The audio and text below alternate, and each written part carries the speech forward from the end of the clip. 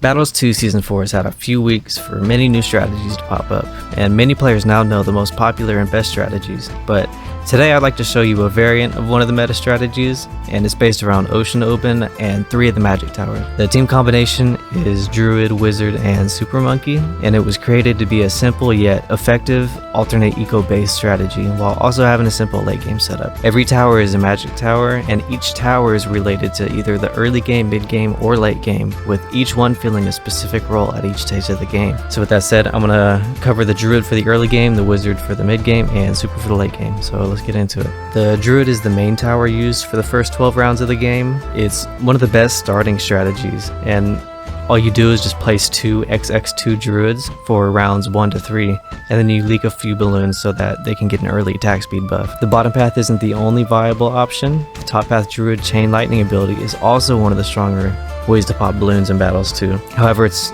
usually good to get the Chain Lightning after you've leaked some balloons so that you can also get the attack speed buff.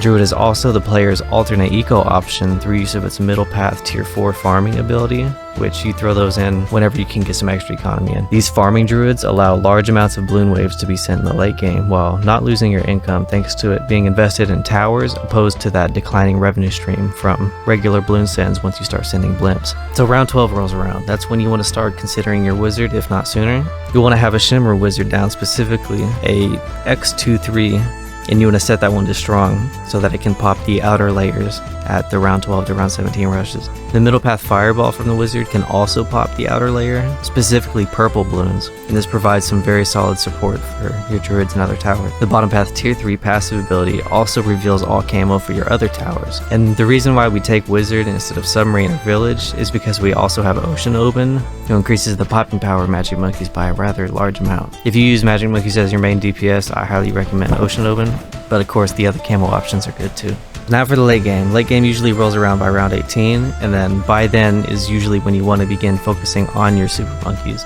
Super Monkey isn't really meta in Season 4, however it is relatively powerful, especially for rounds 18 to 26, defending the fortified blimps and mob waves. This is thanks to the Super Monkey's bottom path having 3 major buffs, those being balloon knockback, camo detection, and increased mob damage all in one path. And when combined with the tier 2 top path, the Super Monkey is then capable of popping DDTs. This is thanks to the bottom path camo detection and the top path lead removal. Those two allow it to pop fortified DDTs really effectively. The knockback is also a really solid cleanup too for the ceramics that can come out. If you have a strategy or meme for Battles 2 that you would like me to cover, please leave it in the comments and I'll reference it in the video covering it. Thank you for watching.